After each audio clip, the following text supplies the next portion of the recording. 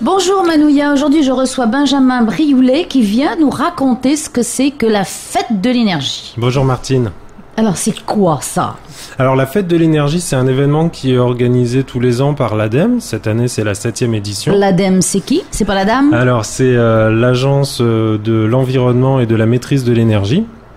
Et donc qui organise sur toute la France, sur tout le territoire, donc la fête de l'énergie depuis 7 ans. Un événement, ça avait été programmé donc l'année dernière au parc Paofaï, et donc cette année, l'espace Info Énergie réitère l'événement sous une nouvelle forme. Alors ça, c'est la deuxième année. Alors, c'est la deuxième année ici, mais c'est la 7e édition nationale. Alors c'est quoi cet espace Info Énergie ? Alors l'espace Info Énergie est une structure portée par la FOL, la Fédération des œuvres laïques, financée par l'ADEME, l'agence du développement et de la maîtrise de l'énergie, ainsi que le service de l'énergie, donc financé à la fois par le territoire et par l'État. Et nos missions sont de sensibiliser la population sur le contexte énergétique mondial, local, faire la promotion des éco-gestes et de l'éco-construction qui vise à construire avec le climat. Oui, parce que c'est vrai que c'est un gros problème, on le sait, ça se réchauffe. Il y a que Monsieur Trump qui se trompe et qui nous dit qu'il n'y a pas de réchauffement climatique. Donc ici, c'est à petite échelle, bien sûr, mais chaque geste peut compter. Disons que tous les consommateurs d'énergie, qu'ils soient américains ou polynésiens, ont leur responsabilité par rapport aux émissions de gaz à effet de serre qui contribuent au réchauffement climatique. Alors là, cette fête de l'énergie, parce que justement, c'est pour la réduire, pour en faire plus, pour en faire autrement. Alors la Polynésie est dépendante aux énergies fossiles à hauteur de 94%, puisque l'énergie est utilisée à la fois pour produire de l'électricité, mais aussi pour des besoins de transport, le carburant qu'on met dans les voitures. Alors les énergies fossiles, on rappelle ce que c'est. Eh bien, c'est le pétrole, le charbon. On n'utilise pas beaucoup de charbon, on utilise du gaz naturel dans les cuisinières, mais principalement en Polynésie, c'est le pétrole, c'est l'énergie fossile que l'on consomme le plus. Et cette source n'est pas inépuisable, et c'est pour ça qu'on commence un peu à s'affoler.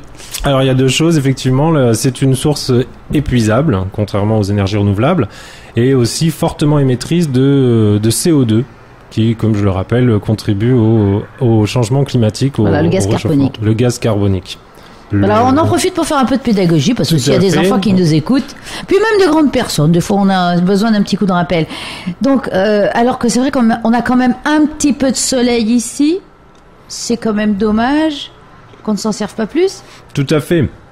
Il est vrai que les énergies renouvelables permettent une alternative à la consommation des énergies fossiles pour répondre aux besoins de la population en électricité. Mais dans un premier temps, nous nous efforçons de faire la promotion de la sobriété énergétique, qui consiste à consommer le moins d'énergie possible. Alors on fait comment ? Alors comment on fait ? Bien justement, ça sera un petit peu le thème des conférences qui sera abordé lors de la fête de l'énergie. Où seront présentées les démarches innovantes qui sont menées sur le Fénois. Donc on va avoir 5 intervenants qui vont présenter ces démarches. On a dans un premier temps la construction en bois.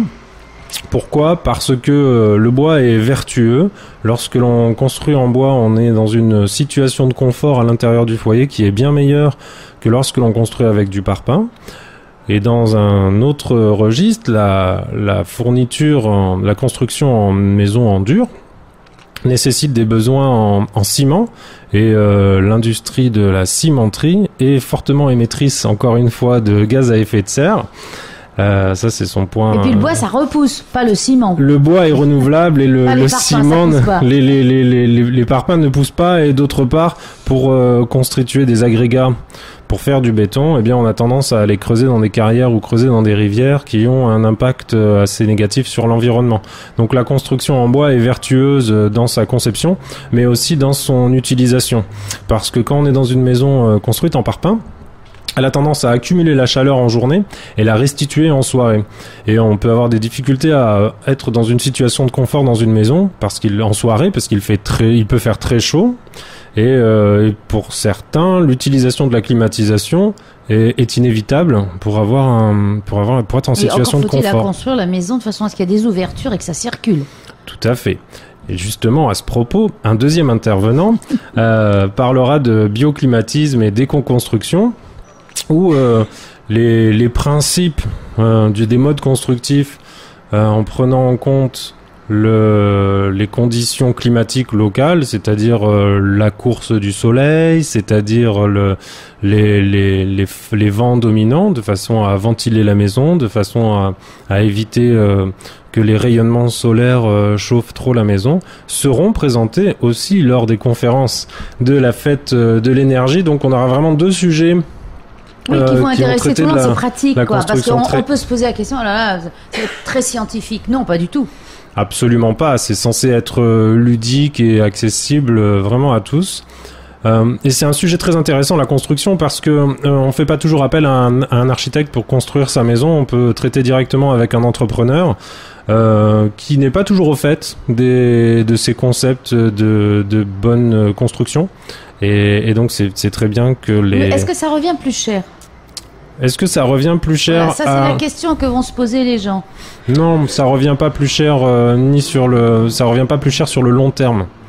Oui, parce que quand on sait ventiler sa maison au lieu de mettre des clims, ça coûte largement moins cher. On fait beaucoup d'économies d'énergie. C'est ça. De santé. Et de santé. Voilà, il faut pas forcément se dire je vais mettre des panneaux solaires pour installer de la clim. Je pense qu'en amont, on peut construire correctement sa maison pour pouvoir avoir un foyer très confortable. Donc ça, ce sont les ateliers. Les conférences, donc il y avait ces deux sujets. Sinon, on va aussi parler du traitement des huiles de vidange. On les boit plus, ça y est ? Non, alors, c'est-à-dire qu'en fait... on les jette plus dans l'océan ? Alors, on ne les jette pas dans l'océan. Et les batteries, on peut plus les jeter non plus ? Alors, je parle pas des batteries, mais c'est vrai qu'il faut... Ça décore. Qu'il faut faire attention à l'environnement.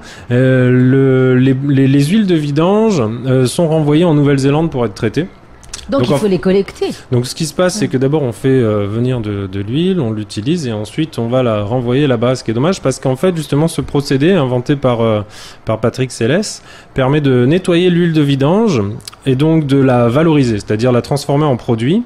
Et ce produit peut être mélangé avec du gasoil, non pas pour être utilisé dans une voiture, dans un moteur à explosion, mais par contre pour être utilisé dans une chaudière, pour fournir des besoins de chaleur. Lorsque par exemple on fait des routes, on a besoin de chauffer le bitume, et ce bitume on peut le chauffer justement en mélangeant. Voilà, donc on recycle. On va recycler, on va pouvoir valoriser un produit. Oui, alors que bon, c'est une énergie aussi qui est salissante, mais au moins on s'en sert plutôt que de la... En plus, quand on l'envoie en Nouvelle-Zélande, ça fait... C'est ça le schéma. On aura besoin d'importer moins de gasoil pour fournir ses besoins de chaleur, et on n'aura plus besoin d'exporter cette huile de vidange parce qu'elle sera utilisée localement. Est-ce qu'il y a un endroit où on peut collecter ces huiles ? Oui, il y a plusieurs endroits. Alors, je les ai pas en tête. Mais, c'est la question qui tue. C'est la question qui tue, mais c'est plus la spécialité de nos amis Fenouama. Toutefois, je vous invite à vous rendre à la fête de l'énergie. Voilà. Et de venir vous rendre sur la page de l'Espace Info Énergie pour nous poser cette question. Et je serai heureux de vous répondre avec beaucoup plus de précision. Voilà, mais on sait que ça existe. Oui, ça existe, voilà, bien sûr. Oui, dans les garages en général, on récupère les huiles de vidange. Voilà, encore faut-il qu'après ça soit collecté, qu'il y ait un vrai système. Donc ça, ce sont des conférences.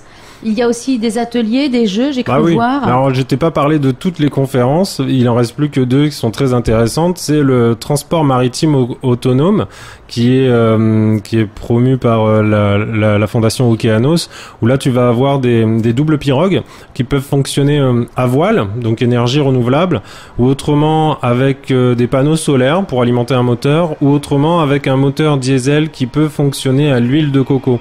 Et cette solution est totalement intéressante dans les îles qui sont un peu excentrées, où on pourra développer du fret, transporter du matériel, des personnes, avec un moyen de propulsion vertueux, renouvelable.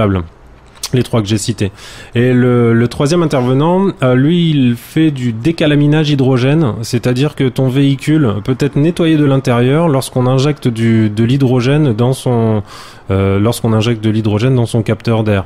Et donc ça te permet, sur certains véhicules, a été constaté une baisse de la consommation de carburant parce que ton moteur il est remis à neuf. Oui, parce que c'est un peu encrassé. C'est un peu encrassé à l'intérieur. C'est comme, allez, pour faire un parallèle, c'est comme une machine à café qui aurait plein de calcaire dedans et qui la serait mal passée. C'est un bon parallèle. Et on constate aussi une réduction, voire une annulation des fumées noires d'échappement. Donc un moteur qui arrive. C'est dommage parce que c'est toujours intéressant quand on suit un bon véhicule et qu'on en prend plein les narines.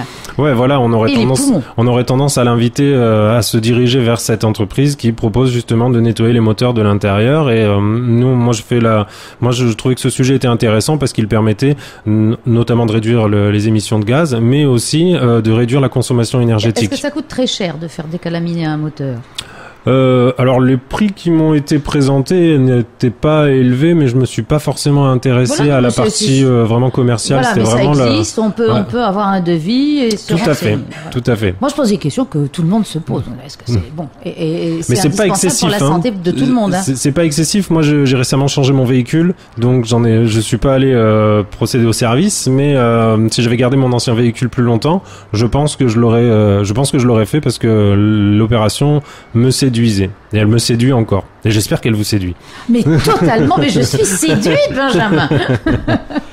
Voilà. Alors, ça, c'était vraiment les conférences qui vont se tenir entre 15h30 et 18h au Petit Théâtre de la Maison de la Culture. Mais en amont, juste avant ces conférences, j'invite tous les auditeurs à venir voir le spectacle de marionnettes de Tao et Tiaporo, dont le thème cette année est l'énergie. Ah. Donc ce spectacle commencera à 14h, ce sera l'occasion pour les parents et les enfants de voir ce spectacle. C'est toujours sympa de voir un spectacle de voir ses enfants rire au spectacle de marionnettes. Et comment ça se passe la suite si les parents souhaitent rester dans la salle et suivre les conférences dont on vient de parler?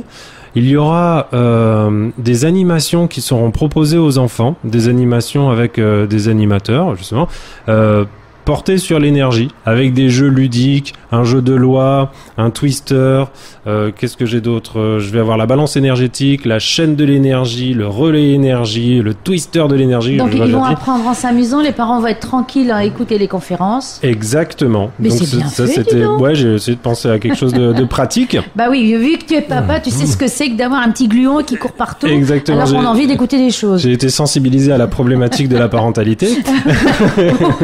Quand terme choisi, ces choses-là sont dites. Et enfin, lorsque ces conférences seront finies, nous aurons la chance et le privilège de pouvoir projeter le film Power to Change, la rébellion énergétique. C'est un film documentaire donc qui fait la promotion d'une transition énergétique, qui présente la vision d'un futur où l'énergie est à 100% renouvelable. Ce film documentaire n'a jamais été diffusé en Polynésie ni projeté. Il a été projeté en métropole par les espaces Info Énergie lors de la 6e édition de la Fête de l'énergie.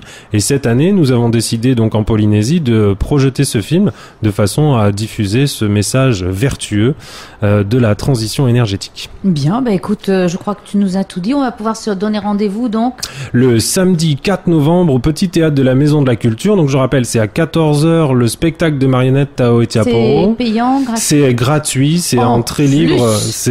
Par contre, une fois que c'est plein, c'est plein. Même en mettant de l'énergie pour pousser. En mettant de l'énergie quand ça sera plein. J'espère quand même que ce sera plein du coup.